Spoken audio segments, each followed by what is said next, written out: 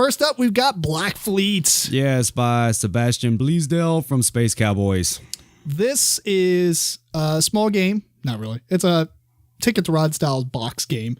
Yep. And basically, you've got a whole map of the world, or map of the, I don't even know. I don't think it's anywhere special. I think it's just kind of made up, right? Made up island area. Yeah, like a board. It's, it's a big board, but it has a lot of spaces on it, water spaces, land spaces. And essentially, you control 2 ships. You have a merchant ship and you have a pirate ship. And you also, there's 2 neutral ships out there. They're part of the Navy. Mm-hmm. And then, there's 2 different colors. And basically what you're trying to do is move your merchant ship to go around to one of the 5 ports, pick up a bunch of cubes. The ships are really nicely modeled. Yes. They have spots for all these like little cubes. I think it has like spots for 4, maybe. 3. 3? Yeah, for 3. I'm getting it in Serenissima. Yeah. Slightly confused. As far as the numbers. Anyway, you move around, you collect goods, you take them to another port, you turn them in for money. You've got your pirate ship, you run around shooting other players' merchant ships, gathering one of their cubes, and then there's spots on the board where you can go bury the treasure. Yes. And you're doing all that for points. The Navy ships that you move, they want to move around and kill the pirate ships of other players to get you points. And it's got this MeepleCore style system where you have like, I think it's 5 or 6 cards. I think it's 6 out in front of you. Is it 6? Oh, the run of cards that makes the panoramic view. Right. A starting card with your boat, and then 4, and then an end card. Sounds right. So 5? Maybe 5? Yeah. Well, you got this little tableau of cards down in front of you, and they give you special powers, but only when you pay to unlock them. So as you get money, you can unlock them pretty much in any order, I believe. Yes, the first 4. The first 4. And the whole idea is you want to unlock all 5 of them. And in doing this, you get a special ability, but there's a little bit of setup to the game where you take like there was one that's like 4 costs and 8 costs, I think 11 and 15, something like that. Maybe a 20 in there as well.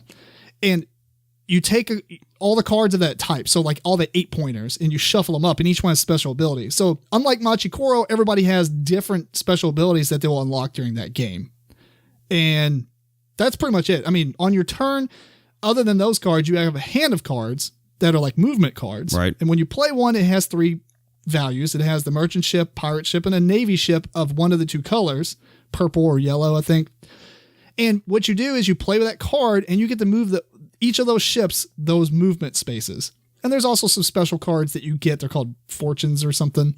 I don't remember specifically, but yeah. Well, whatever. You play one of those cards if you want, and they do stuff like you can move extra spaces, or you can get extra money for goods that you sell this round. Go over islands. Yeah, or you can move over islands. And so what about you, Matt? What did you think of this? Well, it's interesting. I remember seeing this game at Gen Con maybe last year, I believe, and I walked up on it. I think it came out at Gen Con last year. That's I couldn't remember if it was last year or the year before, but I remember seeing it and thinking, oh, the kids might like this, and then I saw the cards. They were pretty wordy, so I kind of like, after that, it was kind of like, oh, no point of really checking this game out. But what if you took the special ability cards out? Not the ones, I'm sorry, not the special, like the goal cards, even though you could play without those powers. I guess it kind of dumbs the game down really bad. But well, now that I've played it, I don't think that those, other than the kids reading them and trying to figure out maybe like which ones they want to do first, they might not be doing the most optimal thing in that sense. But I think that once the card is revealed and you know what the special ability is, I don't think that that's too hard. But I think just maybe them trying to decide like which ones they do first would be a little overwhelming for them, because it would be a little wordy and they might not understand, and they got to ask me, and then everybody knows pretty much what they got in front of them. Oh, I see what you're saying. Yeah, but just back to what I think of the basic game, I'll say one thing: the components are great, phenomenal. I mean, you got metal coins. Metal coins. The insert to the game box was hilarious because it's in this big like skull and crossbones style thing. So the big skulls, like it's a big area where you put all the bigger parts and just kind of like all the ships, I believe. Right. And then like it's got all these little cubbies everywhere else. But man, it was really fun looking. Yeah, the gorgeous has a lot of character. Yeah, definitely. And you know, as we were playing it, I was a little worried, and I even mentioned this at the beginning. I was like, okay, everyone's got different abilities. Some are going to be busted. You know, I already kind of saw that as being a problem, but I think it turned more into a kind of like Cosmic Encounter, where like everyone's might sound broke, but everyone's is, you know, pretty good. Yeah, like they are definitely costed appropriately, probably. I mean, like the ones that are higher up in money, they do really broken things, but you can't get them as fast. Right. You're getting them later game, or you're spending a lot of the early game to get it, whereas other people may have unlocked 2 at that point. Right. And I mean, there was a couple. I mean, we obviously didn't play with all of them. We played with 4 players, but I think there's enough for either 1 whole set or 2 more whole sets after that we didn't even see. Okay. But the guy that we did play with, I think his name was Ryan. Mm-hmm. He had one. I think the only one that I actually imagined can be a little bit cheesy is the one where he can move around on those skull spots. He can move his pirate ship. Oh yeah. He can basically teleport to one of those pirate skulls. Right. But it didn't really. I don't remember it saying anything to where it would limit you from doing it more than once in a turn. So it's almost like he could teleport, shoot somebody, teleport, go bury really fast. Right. Fortunately for us, he got it really late game, so it wasn't that big of a deal. But I feel like that's the only one where I actually considered I have to see this played under Eric to see how bad he completely just obliterates people with it. So right, but I mean, I still think that with the point, I didn't see any of them being like, oh wow, that's just crazy. Right, yeah. You know, so I think that they actually balanced it a lot more than what I kind of pictured in my head, and so it turned out to be a really nice game. You know, so yeah.